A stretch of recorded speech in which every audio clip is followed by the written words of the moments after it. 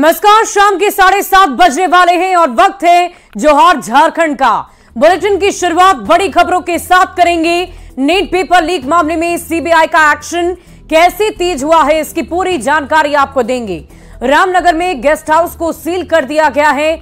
आपको यह भी बताएंगे कि गढ़वा में सड़क हादसे में 2 स्कूली बच्चों की मौत हो गई है। हादसे के बाद ग्रामीणों ने जमकर बवाल मचाया। हेमंत विश्व शर्मा और शिवराज सिंह चौहान के झारखंड दौरे को लेकर जेएमएम ने क्या सवाल खड़े किए हैं, ये खबर भी आपको बताएंगे। अगस्त के महीने में लगने वाली रोजगार मेले की खबर भी आपको बताएंगे। और चलिए बुलेटिन की शुरुआत करेंगे बड़ी खबर के साथ। हजारीबाग से बड़ी खबर सामने आ रही है। नीट पेपर लीक मामले से जुड़ी। पेपर लीक मामले में सीबीआई का सख्त एक्शन।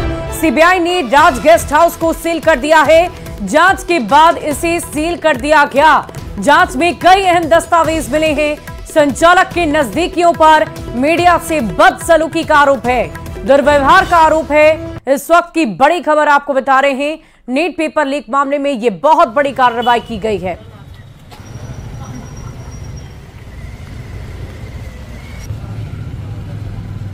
तरीके से हजारीबाग का नाम जुड़ा। उसके बाद जो सीबीआई की टीम है हजारीबाग पहुंची थी और उन्होंने यहां से 3 लोगों को गिरफ्तार किया है। अगर हम कल की बात करें तो सीबीआई की टीम जो है वो पुनः हजारीबाग पहुंची और हजारीबाग के कटकम दाग थाना क्षेत्र से रामनगर से एक राजकुमार उर्फ राजू नामक शख्स को जो है हिरासत में अपने साथ ले गई। आज की अगर हम बात करें तो सीबीआई की टीम पुनः आज हजारीबाग पहुंची और हजारीबाग पहुंचने के बाद रामनगर स्थित एक गेस्ट हाउस पहुंची और वहां पर घंटों उन्होंने छानबीन किया। इसके साथ ही जो है कई अहम दस्तावेज का भी जो है उन्होंने जांच किया है। साथ ही जो एक कैमरामैन भी पहुंचे हुए थे जिन्होंने तमाम तरह के जो मूवमेंट थे उसका फोटोग्राफी किया है। उसके बाद जो है घंटों छानबीन करने के बाद जो सीबीआई की टीम जब बाहर निकली उसके बाद जो उन्होंने उस गेस्ट हाउस को जो है पूरी तरीके से सील कर दिया गया है। सवाल खड़े कर रहे हैं। अब देखना यह होगा कि इस पूरे मामले पर हजारीबाग से और भी कौन शख्स का चेहरा और नाम सामने आता है और आगे की क्या कुछ कार्रवाई हो पाती है। सुशांत सोनी, न्यूज 18 हजारीबाग। और इसी बीच गढ़वा से आपको अगली खबर बताएं, जहां सड़क हादसे में 2 स्कूली बच्चों की मौत हो गई। इस घटना से नाराज भीड़ ने जमकर बवाल काटा। हालात को संभालने में पुलिस के पसीने छूट गए।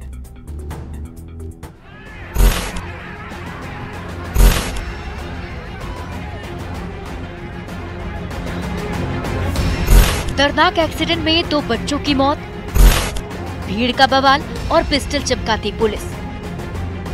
ये नजारा है नेशनल हाईवे नंबर 75 पर टुमरो बाईपास का। 15-20 बच्चों से लदी ये ऑटो स्कूल जा रही थी, तभी बेकाबू पिकअप वैन ने टक्कर मार दी। हादसे में 2 बच्चों की मौत हो गई और कई घायल हो गए। उन्हें अस्पताल में एडमिट करा दिया गया है। जैसे ही हादसे की खबर फैली, गुस्साए ग्रामीणों ने तोड़फोड़ शुरू कर दी। पिकअप वैन फूंक दिया और रोड़ेबाजी करने लगे।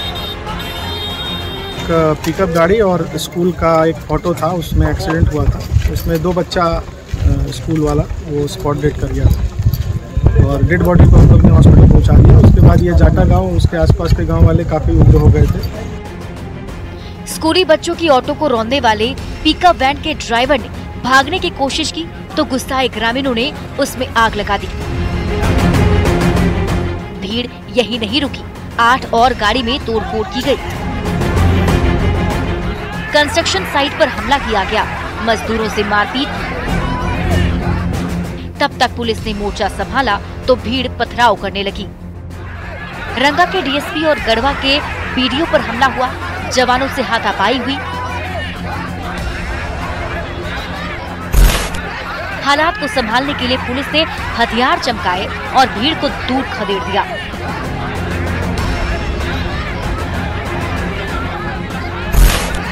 इस मामले में 7 आरोपी पकड़े गए हैं, जबकि 50 से ज्यादा बाइक जब्त की गई है। और दुर्भाग्य है कि उनका डेथ हो गया। हम लोग उनके आत्मा की शांति के लिए प्रार्थना करते हैं। निश्चित रूप से ये दुखद घटना है, लेकिन इस घटना के पीछे अगर किसी को इस घटना का वो गलत इस्तेमाल करे तो वो प्रॉपर ठीक नहीं है। अभी बहुत सारी गाड़ियों में आग लगा दिया गया, वो पथराव किया गया, ये कतई उचित नहीं है। गढ़वा में रोड एक्सीडेंट में 2 स्कूली बच्चों की मौत के बाद मचे बवाल को संभालने में पुलिस के पसीने छूट गए। फिलहाल चप्पे चप्पे पर जवान मुस्तैद हैं और उपद्रवियों के खिलाफ कड़ी कार्रवाई की जा रही है। चंदन कश्यप, न्यूज 18 गढ़वा। और झारखंड में चुनाव की डुगडुगी भले ही ना बजी हो, लेकिन नेताओं की चहलकदमी जोरों पर है। 81 विधानसभा सीट वाले झारखंड में लड़ाई मुख्य रूप से 28 एसटी सीटों को लेकर हो रही है। 2019 में चूक गई बीजेपी इस बार चूकने को तैयार नहीं नजर आ रही। वहीं INDIA गठबंधन सत्ता वापसी को लेकर किसी भी तरह का कोई रिस्क लेने के मूड में नहीं नजर आ रहा। ये रिपोर्ट देखिए। झारखंड विधानसभा में किसकी नैया होगी पार? एसटी वोट बैंक पर सबकी नजर। बीजेपी को मिलेगा एसटी का साथ? बीजेपी को मौका या जेएमएम मारेगी चौका?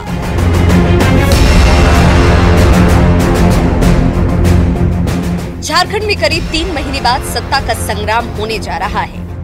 81 विधानसभा सीटों वाले झारखंड में कैडर वोट के साथ साथ मुख्य लड़ाई 28 एसटी सीटों को लेकर है। इसे लेकर न तो इंडी गठबंधन में कोई रिस्क लेने के मूड में है और न ही एनडीए में। बीजेपी विधानसभा चुनाव प्रभारियों का लगातार दौरा और कार्यक्रम साफ इशारा कर रहा है कि पार्टी एसटी को लेकर बहुत गंभीर नजर आ रही है। हेमंत बिश्व शर्मा का तोरपा और खूंटी दौरा भी इसी से जोड़कर देखा जा रहा है।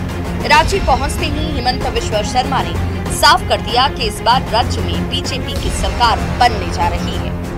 वहीं जेएमएम का भी दावा है कि झारखंड में हेमंत सोरेन की सरकार बनेगी। झारखंड में बढ़िया से बीजेपी का सरकार बनाना है। ये जो राज चल रहे हैं ना, इसका जगह में बीजेपी का डबल इंजन सरकार आना। लेकिन वो बड़ी पार्टी होंगे राष्ट्रीय स्तर पर। झारखंड में झारखंडी पार्टी, झारखंडी लोगों की पार्टी, हम तमाम झारखंड के लिए एक गौरव का विषय हेमंत सोरेन। इस बार चुनाव में इंडिया गठबंधन हो या फिर एनडीए, मुद्दे वही उठाए जाएंगे जो दोनों दलों को सूट करता हो। इसे लेकर तैयारी भी पूरी कर ली गई है। कांग्रेस का कहना है कि आदिवासी जेएमएम के साथ है, वहीं बीजेपी का कहना है कि झारखंड में इस समय सिर्फ भ्रष्टाचार फैला है। का पूरा भरोसा है, चाहे जितनी भी भाजपा के लोग एड़ियां रगड़ लें, एक भी उनको आदिवासी इलाके में सीट हासिल होने वाली नहीं है। जनता पार्टी कोई कोर कसर नहीं छोड़ना चाहती, खासकर झारखंड जैसे राज्य में जहां पर एक भ्रष्ट सरकार बैठी हुई है और झारखंड को लूटने का काम कर। इस बार का चुनावी रण बेहद दिलचस्प होने जा रहा है। अब देखना ये होगा कि किसके दावों और कोशिशों पर जनता जीत की मुहर लगाती है। न्यूज़ 18 संवाददाता संजय सिन्हा की रिपोर्ट। कि 28 एसटी सीटें बाकी बचे 53 सीटों पर भारी हैं और शायद इसलिए बीजेपी के बड़े नेता लगातार झारखंड का दौरा कर रहे हैं। पार्टी की कोशिश है कि ट्राइबल हट में कमल खिलाया जाए। वहीं जेएमएम के नेता हेमंत सोरेन के नाम का हुंकार भर रहे हैं। वोटर्स को लुभाने के लिए नेता आहें भर रहे हैं, तो वोटर्स अपनी बाहें कितनी फैलाएंगे ये आने वाला वक्त बताएगा। संजय कुमार सिन्हा, न्यूज़ 18 रांची। और बीजेपी ने खूंटी में अभिनंदन सह विजय संकल्प सभा किया, जिसमें असम के मुख्यमंत्री हेमंत बिश्व शर्मा शामिल हुए। कार्यक्रम में बीजेपी एमएलए एक नीलकंठ सिंह मुंडा भी मौजूद रहे। इस दौरान मुख्यमंत्री हेमंत बिश्व शर्मा ने हेमंत सरकार पर जमकर हमला बोला है। मेरे ख्याल से लगता है तो 50 जी को यहाँ बुलाता हूँ और मैं उनको पूछता हूँ कि आप इलेक्शन का समय में जो जो वादा किया था क्या पूरा हुआ? वो क्या बोल सकेगा हाँ पूरा किया हूं? क्या 5 लाख नौकरी आप लोगों को मिल चुका है? क्या 5 लाख नौकरी मिल गया है क्या लोगों को? और झारखंड में विधानसभा चुनाव को लेकर सियासी तापमान बढ़ता ही जा रहा है। बीजेपी के आरोपों पर जेएमएम ने प्रहार कर दिया है। जेएमएम महासचिव सुप्रियो भट्टाचार्य ने कहा कि सरकारी खर्च पर बीजेपी राजनीति कर रही है। उन्होंने हेमंत बिश्व शर्मा पर भी तंज कसते हुए कहा कि वो एनआरसी सीएए पर आखिर चुप क्यों हैं। हमेशा की तरह भारतीय जनता पार्टी का एक लाइन है कि ज्यादा से ज्यादा सरकारी संसाधन का उपयोग करो और अपने राजनीतिक लाभ को गेन करो। ये जो चीजें हैं ये सही चीजें नहीं। यहां घुसपैठ पे बोल रहे हैं, आसाम में एनआरसी पे नहीं बोल रहे हैं, सीएए पर नहीं बोल रहे हैं। यदि हिम्मत है सीएए और एनआरसी पर बोलना तो बंगाल के 2 जिले, एक बोंडा जिले में जाकर बोले जहां से उनका शांतनु अधिकारी केंद्रीय मंत्री। अब आपको बोकारो लिए चलते हैं, जहां बेहतर झारखंड युवा संवाद कार्यक्रम का आयोजन किया गया, जिसमें बीजेपी सांसद अनुराग ठाकुर शामिल हुए। कार्यक्रम में कई युवा भी मौजूद रहे। इस दौरान अनुराग ठाकुर ने कहा कि आखिर क्या वजह है कि झारखंड के साथ जो राज्य अलग हुए वो काफी बेहतर करते हुए आगे बढ़े और झारखंड पीछे रह गया। इनके कारणों को तलाशते हुए इस पर विचार करने की जरूरत है। आपको बता दें कि झारखंड के विजन को साकार करने के उद्देश्य से इस कार्यक्रम का आयोजन किया गया था। बात है कि इनका जो आज का जो कार्यक्रम में जो भाषण जो था, जो स्टार्टअप खड़ा करना, यहाँ का युवाओं को प्रवास रोकना जो है ना, इस पे सबसे बड़ा बात यह है कि यहाँ पे अवसर का कमी नहीं है, लेकिन जो है अवसर दिया नहीं जा रहा। ठीक है, यहाँ पे कंपनी सैकड़ों की संख्या में आउटसोर्सिंग बड़े बड़े उद्योग चल रहे हैं, लेकिन यहाँ का युवाओं को पर्याप्त मात्रा में यहाँ रोजगार नहीं मिल रहा। किरण युवा संवाद जो किया है ये अपने आप में एक नए जैसे कहते हैं विकल्प तैयार करेगा। जिसके पास हुनर है उसको मार्केट के साथ जोड़ेगा और जिसको उद्योग लगाना है उसके लिए नए रास्ते खड़े करेगा। कम से कम वो विश्वास पैदा करेगा कि हम अपने राज्य में अपना योगदान दे सकते हैं। ये पलायन को कम करके यहाँ पर नए अवसर खड़ा करेगा। और अब बात अगस्त के महीने में लगने वाले रोजगार मेले की करते हैं। पहली बार राज्य सरकार स्किल्ड युवाओं को विदेशों में नौकरी देने की तैयारी कर रही है। लेबर डिपार्टमेंट के सचिव की माने तो लगातार युवाओं को रोजगार दिलाने की तैयारियां युद्धस्तर पर जारी है। अगस्त के पहले हफ्ते तक 20,000 युवाओं को रोजगार दिलाया जाएगा। पड़ेगा कि कुछ लोगों को हम लोग संभवतः जो है संयुक्त अरब अमीरात या दुबई जैसे क्षेत्र में कुछ लोगों को भेजने का काम करेंगे। कुछ यूरोपियन कंपनी से भी हम लोग बातचीत करें कि आने वाले टाइम में हम लोग वहां पे भी लोग। बढ़ते आगे, अगली खबर गोड्डा से, जहां जिला परिषद की बोर्ड मीटिंग में बहुत भारी बवाल हो गया।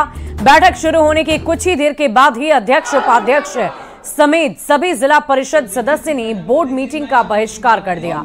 जिला परिषद अध्यक्ष और उपाध्यक्ष का आरोप है कि बैठक में पदाधिकारी शामिल नहीं होते हैं और जब बोर्ड की सचिव से पूछा जाता है तो वो भी कुछ कहने से इनकार कर देती हैं। इस पूरे मामले को लेकर जिला विकास आयुक्त ने आरोपों को खारिज करते हुए कहा कि बैठक में हर समस्या का निदान हुआ और जो भी समस्याएं हैं उसे बैठकर सुलझाया जा सकता है। थी सारे जिला परिषद सदस्य, अध्यक्ष, उपाध्यक्ष और सारे वरीय पदाधिकारी की।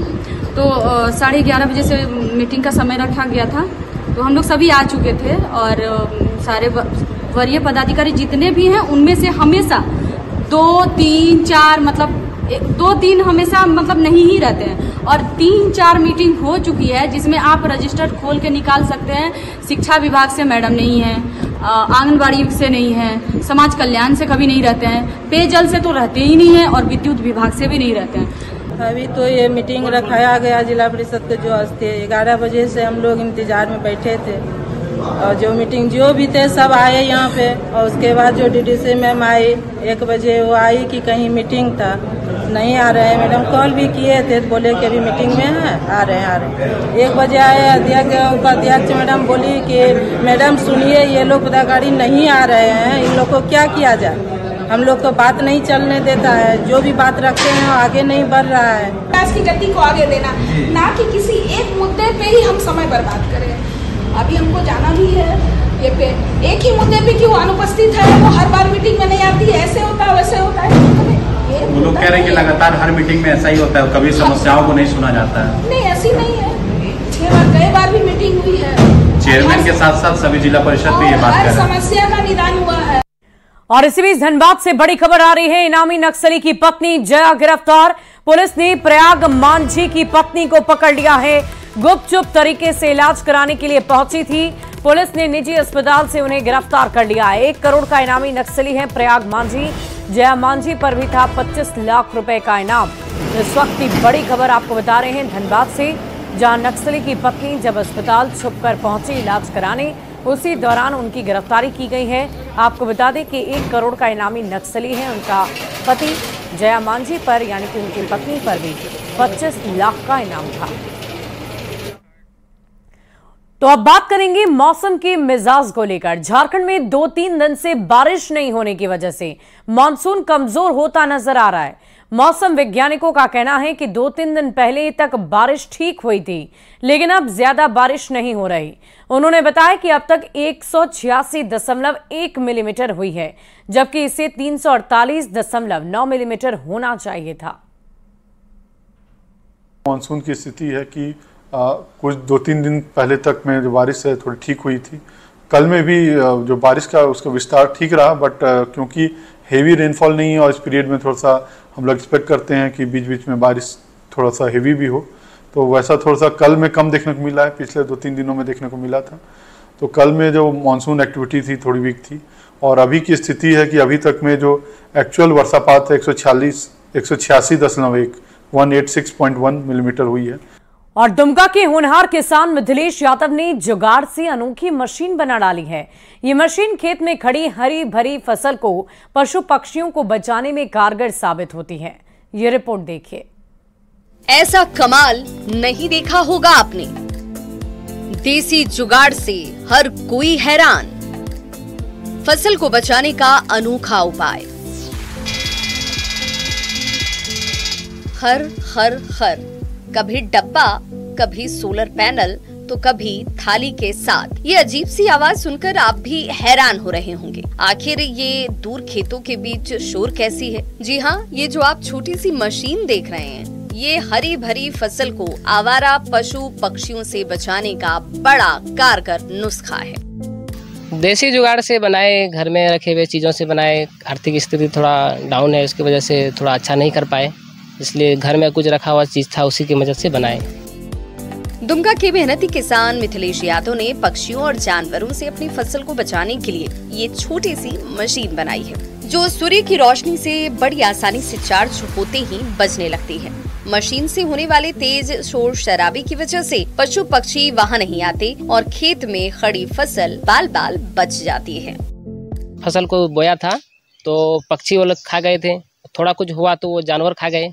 उसको देखते हुए हम सोचे कि कुछ ऐसा करना है जिसकी वजह से पक्षी से भी बचाया जा सके और जानवर से भी बचाया जा सके, क्योंकि जंगल एरिया में थोड़ा है, तो इसीलिए इसको बनाया गया। इसका फायदा कैसे मिल रहा है? इसका फायदा मिल रहा है, काफ़ी अच्छा फायदा मिल रहा है। इसके बजने से एक भी जानवर नज़दीक में नहीं आ रहे हैं, ना एक भी पक्षी आ रहे हैं, थोड़ा साइड से हो जाते हैं। बेशकीमती फसल को पक्षियों और पशुओं से बचाने के लिए इस कमाल के देसी जुगाड़ की हर कोई तारीफ कर रहा है। न्यूज़ 18 दुमका से नितेश। और राजधानी रांची में सावन और मुहर्रम की तैयारियों को लेकर पुलिस अलर्ट मोड पर है। पुलिस के जवानों ने राजधानी की सड़क पर फ्लैग मार्च किया है। रांची के डीसी दफ्तर में शांति समिति की बैठक हुई है। पुलिस मुख्यालय में डीजीपी अजय सिंह ने वीडियो कॉन्फ्रेंसिंग से सभी जिलों के एसपी को दिशा निर्देश दिया। साथ ही सावन और मुहर्रम के दौरान खास सतर्कता बरतने के लिए कहा। यही नहीं, शांति और आपसी सौहार्द बिगाड़ने वालों पर सख्त कार्रवाई करने के लिए भी कहा। पर्व त्योहारों को लेकर रांची, जमशेदपुर, गिरिडीह, पलामू और हजारीबाग में सीआरपीएफ और रैफ के जवानों को तैनात कर दिया गया है। उसको सहयोग करना, दोनों में अपनी भूमिका निभाएं। जो पुलिस की व्यवस्था थी उनको बता दिया गया कि हम लोग ने 200 से ज़्यादा स्थानों पर जो है स्टैटिक डिप्लॉयमेंट किया है और बहुत सारी गश्ती है। हमारे क्विक रिएक्शन टीम्स हैं, हम लोग ड्रोन का उपयोग करेंगे। हम लोग जो है जितने भी जो है लॉ एंड ऑर्डर के लिए जो एंटी राइट इक्विपमेंट है उसके साथ हमारी क्यूआरटीज रेडी रहेंगी, लेकिन हमको लगता है कि इसकी ज़रूरत नहीं पड़नी चाहिए। जो प्रतिनियुक्ति करनी है विधि व्यवस्था को लेके, उसकी स्थिति की समीक्षा की गई। जो डिस्ट्रिक्ट के कंट्रोल रूम्स है उनको पूर्णतः 24/7 एक्टिवेट कराने हेतु आवश्यक दिशा निर्देश उनको दिए गए हैं। साथ साथ जो शांति समिति की बैठकें हैं जिला स्तर पर, थाना स्तर पर, उनकी समीक्षा की गई और बैठकों के क्रम में जो कोई बिंदु जो आए हैं, बैठकों से उभर कर जो कुछ बिंदु आए हैं जो कि आगे चलकर संवेदनशील हो सकते हैं, उनके बारे में जानकारी ली गई और उस पर आवश्यक कार्रवाई करने हेतु भी निर्देशित किया गया है। साथ ही साथ सोशल मीडिया की मॉनिटरिंग एक बहुत इंपॉर्टेंट एस्पेक्ट है, उसके संबंध में दिशा निर्देश दिए गए हैं। और इसी बीच बोकारो से बड़ी खबर आपको बताएं, बोकारो स्टील प्लांट के पास आग लग गई है। मिल के ट्रांसफार्मर में आग लगी, मौके पर अफरा तफरी का माहौल हो गया। दमकल की गाड़ी ने आग बुझाने की कोशिश की। बीएसएल के CRM 1 और 2 के पास की ये पूरी घटना बताई जा रही है। इस वक्त की बड़ी खबर आपको बता रहे हैं, आग से हाहाकार मचा। दमकल की गाड़ी आग को बुझाने में जुटी हुई है। काफी कड़ी मशक्कत के बाद आग पर काबू पाने की कोशिश लगातार जारी है। और देवघर में सावन मेले को लेकर इंटरस्टेट बॉर्डर कोऑर्डिनेशन कमेटी की बैठक हुई है। इस मौके पर संथाल परगना के साथ साथ मुंगेर और भागलपुर के कमिश्नर के साथ कई जिलों के डीसी और पुलिस अफसर मौजूद रहे। बैठक में सावन मेले की बेहतर तैयारियों के साथ साथ श्रद्धालुओं को सुविधा देने पर चर्चा हुई। भागलपुर से देवघर के बीच ट्रैफिक सिस्टम में सुधार करने पर जोर दिया गया। जलार्पण के लिए बैद्यनाथ मंदिर में 3 अर्घा लगाने की जानकारी दी गई। डाक बम से कोई अतिरिक्त शुल्क नहीं लिया जाएगा, जबकि शीघ्र दर्शनम के लिए 600 रुपए की फीस भी तय कर ली गई है। निर्णय लिया गया कि इस वर्ष श्रद्धालुओं के लिए ज्यादा से ज्यादा सुविधा और सुरक्षा उन्हें प्रदान की जाए और इसके साथ ही क्राउड कंट्रोल मैनेजमेंट सिस्टम हम लोग बहुत अच्छे ढंग से रखेंगे ताकि किसी भी तरह की कोई दुर्घटना ना हो। श्रद्धालुओं को क्या सुविधा देनी है, बॉर्डर्स पे श्रद्धालु जब आते हैं, रुकते हैं, एंट्री जब उनकी सुनिश्चित करवाई जाती है तो उनको क्या सुविधाएं देनी है, इस पर चर्चा की गई है। हम लोग इस डिसीजन पे पहुंचे हैं, एक तो कम्युनिकेशन रेगुलर रहेगा जिसके के लिए ग्रुप्स बनाए जाएंगे और लोएस्ट लेवल पे यानी कि थाना क्षेत्र पे भी मीटिंग कर ली जाएगी। और फिलहाल इस बुलेटिन में अभी के लिए बस इतना ही। आप बने रहे न्यूज़ 18 बिहार झारखंड के साथ।